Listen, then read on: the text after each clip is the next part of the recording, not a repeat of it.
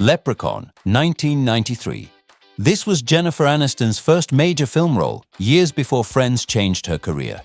The low-budget horror comedy later launched a long-running franchise, making Leprechaun an unusual starting point for a future romantic comedy star. She's the One, 1996, released while Friends was becoming a major hit.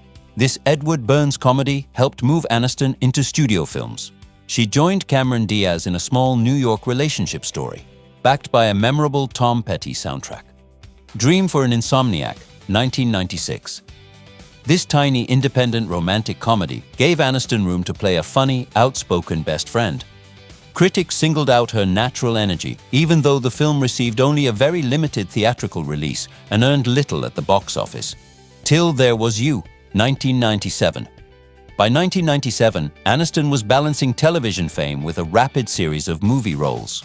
Her supporting appearance here was modest, but it showed Hollywood's growing interest in seeing whether Rachel Green's popularity could transfer to theaters.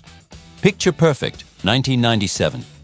Picture Perfect became Aniston's first true movie star vehicle. Playing an ambitious advertising executive, she carried a major studio romantic comedy and began establishing the polished, relatable screen image that would define much of her film career. The Thin Pink Line, 1998. This obscure mockumentary placed Aniston among an enormous comedy cast, including David Schwimmer, Will Ferrell, and Mike Myers. The title parodied The Thin Blue Line, but the film became difficult to find and remains a career curiosity. The Object of My Affection, 1998. This film created an early screen partnership between Aniston and Paul Rudd. Its unconventional story mixed romance, pregnancy, friendship, and a gay male lead, giving her a more complicated role than the standard romantic comedy formula. Office Space, 1999. Office Space struggled in theaters, but home video transformed it into a cult classic. Aniston's frustrated waitress became part of a workplace comedy that gained far more influence after release than its original box office numbers suggested. Rockstar, 2001. Opposite Mark Wahlberg, Aniston entered the world of arena rock in a story inspired by singer Tim "Ripper" Owens. The film underperformed, but it gave her a grounded, dramatic role outside her familiar New York comedy setting. The Good Girl, 2002. The Good Girl became a major turning point in how critics viewed Aniston.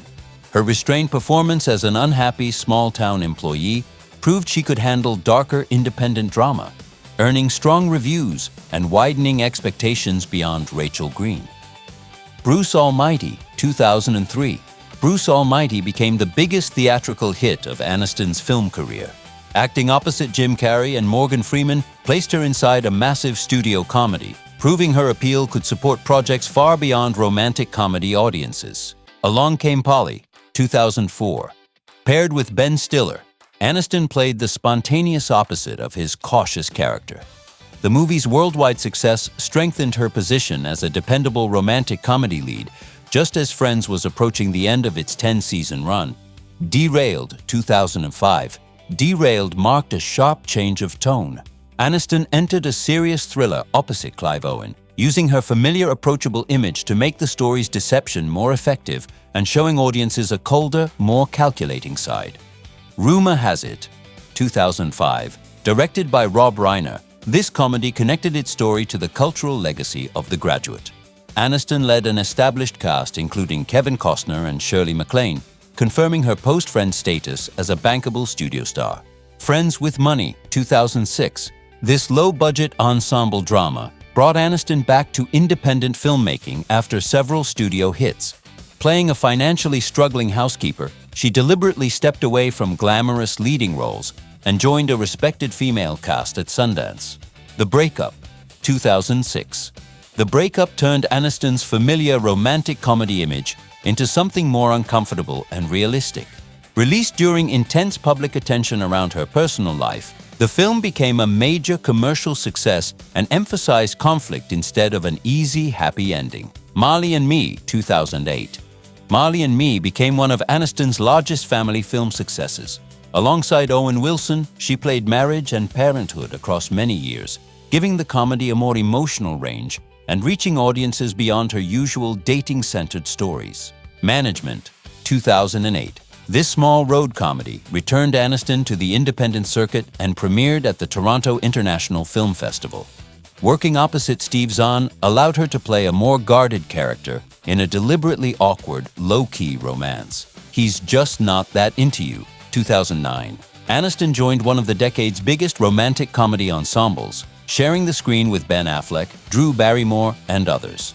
Her storyline about marriage gave her a quieter, adult perspective inside a film built around modern dating confusion. Love Happens, 2009. Love Happens paired Aniston with Aaron Eckhart in a romance shaped by grief and emotional recovery. The quieter tone offered a more reflective variation on her familiar genre, although the film made less cultural impact than her biggest comedies. The Bounty Hunter, 2010. This action-leaning romantic comedy paired Aniston with Gerard Butler and leaned heavily on their star chemistry. Its commercial performance kept her visible as a theatrical comedy lead, even as critics became increasingly skeptical of the genre's formulas. The Switch, 2010. The Switch was an important behind-the-scenes step because it came from Echo Films, the company Aniston founded with Kristen Hahn. Acting opposite Jason Bateman, she began combining leading roles with greater control over the projects she developed. Just Go With It, 2011. This was Aniston's first major movie collaboration with Adam Sandler. Their relaxed chemistry helped the Hawaii-set comedy become a global hit, beginning a screen partnership that later continued through Netflix's murder mystery films.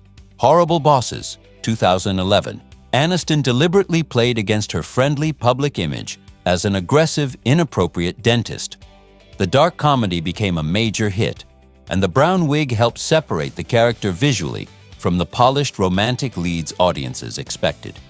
Wanderlust, 2012. Wanderlust reunited Aniston with Paul Rudd and placed them inside a Judd Apatow-produced commune comedy. Although it disappointed commercially, the film let her embrace stranger, more adult humor than her mainstream romantic comedies usually allowed. We're the Millers, 2013. We're the Millers became one of Aniston's biggest comedy successes.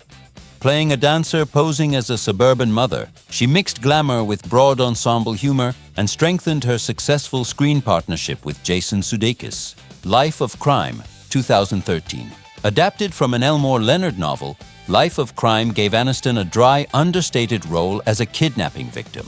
Positive notices highlighted her comic timing, while the limited release kept the performance less visible than her studio comedies. Horrible Bosses 2, 2014. Aniston returned as Dr. Julia Harris in one of the few sequels of her movie career.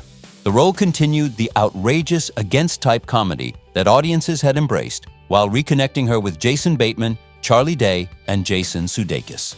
She's Funny That Way, 2014. This ensemble comedy marked director Peter Bogdanovich's return to theatrical filmmaking after a long gap.